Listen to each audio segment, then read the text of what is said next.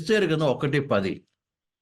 ఎస్తేరు గ్రంథంలో 1:10 చూస్తాం ప్రియమైన బిల్లారా. ఎస్తేరు గ్రంథము 1:10.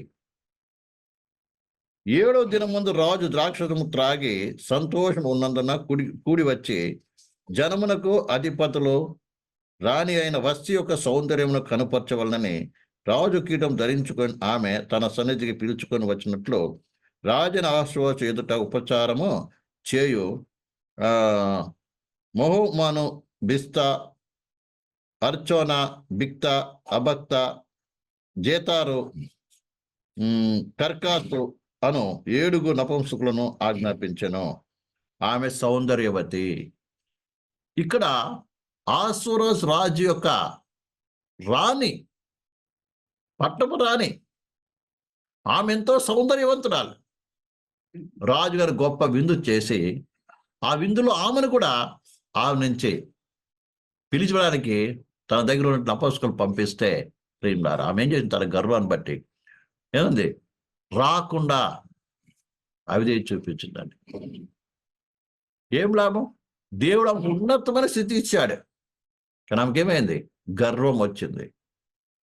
ఆ గర్వం ద్వారా ఏమైంది? భర్తను తిరస్కరించి రాజు యొక్క ఏమైంది? మాటను తిరస్కరించింది, అవిధేయత చూపించింది. రాజుగా ఆమె రాజ్యానికి విరుద్ధంగా ఆమె ఏం చేసింది? తిరుగుబాటు చేసింది. రెండోది, భర్తకు లోబడాలి, ఆ యొక్క భర్తకు లోబడలేదు. చివరికి ఆమె ఏం కోల్పోయింది తెలుసా?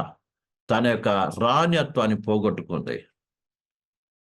పట్టపు రాణి యొక్క హోదాను పోగొట్టుకొని చివరికి సామాన్య స్త్రీగా మార్చబడిపోయింది.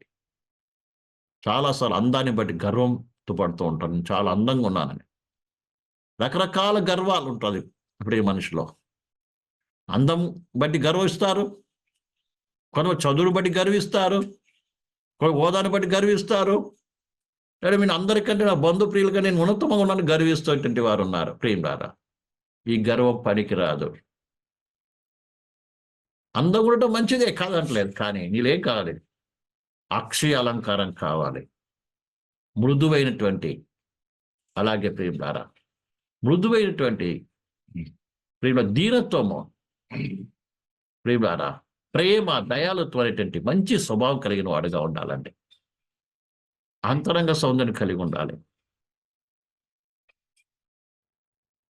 ప్రభుకు మనం ఏ రీతిగా లోబడాలో, ప్రభుకి ఏ విధేయత చూపించాలో, ప్రభు పట్ల ఎలా భయభక్తులు కలిగి ఉండాలో మనం ఏం చేయాలి? కలిగి ఉండవలసిన బాధ్యత మనకే ఉన్న విషయాన్ని మనం మర్చిపోకూడదు ప్రియులారా. ఎందుకంటే ఈ బాహ్య సౌందర్యం అంతా కూడా ఎలాంటి తెలుసా ప్రియులారా? గడ్డి పువ్వు లాంటిదని దేవుని వాక్యం చెప్తుంది. మనం యాకోబు రాసిన పత్రిక 1:11 చూసినట్టయితే మరి అందమంతా ఏంటంట? గడ్డి పువ్వులే ఏమవుతుంది? వాడిపోతుంది. కానీ దేవుడు కోరిన ఏం చేస్తా? అక్షయ అలంకారము. బాహ్య సౌందర్యాన్ని ఎవరైతే ప్రేమిస్తారో వారు దేవుని ముందర ఏం చేయలేరు ప్రేమిలారా. ఈ బాహ్య సౌందర్యం ఏం చేస్తా? మట్టిది. ఈ రీతిగా మట్టి కాసేపు పచ్చ కనబడుతుంది, ఎండ రాగానే ఏమవుతుంది? వాడిపోయినట్టుగా ఉంటుంది. ఎందుకంటే ఇది మట్టితో చేయబడిన శరీరం అండి. దేవుడు కొరకు ఏం చేస్తా? అక్షయ అలంకారం కోరుకుంటున్నాడు. కొన్ని బాహ్య సౌందర్యం గురించి పరిశుద్ధంగా రాయబడిన మాటలు మనం చదువుదాం. ఎందుకు దేవుడు ప్రియులారా మరి బాహ్య సౌందర్యం కంటే కూడా అంతరంగ స్వభావాన్ని దేవుడు ఏం చేస్తున్నాడు?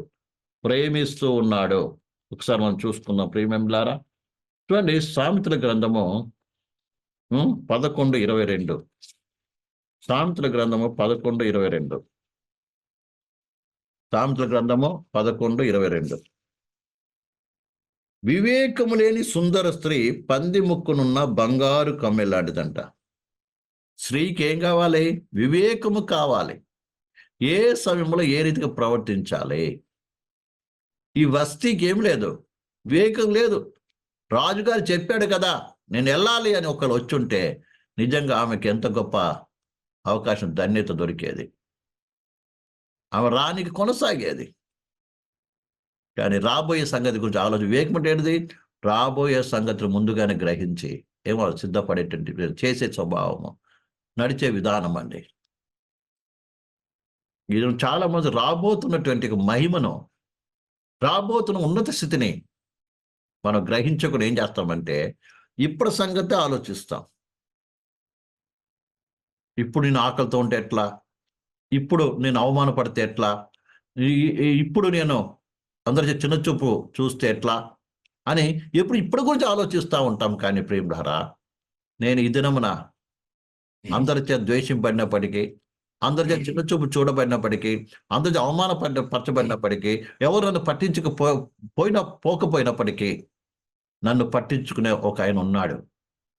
ఆయన కొరకు రక్తం చిందించి నన్ను ప్రేమించి రక్షించుకున్నటువంటి నా ప్రాణప్రియుడటువంటి యేసు ప్రభు ఉన్నాడని ఆయన వైపు చూస్తూ ఒక దినమున నేను ఆయనతో పాటు ఆ సింహాసనం కూర్చుండబోతానన్నటువంటి యొక్క దృష్టితో ఒకవేళ ముందుకు అడుగులు వేస్తే నిజంగా నువ్వు ధన్యుడు, ధన్యురాలివి.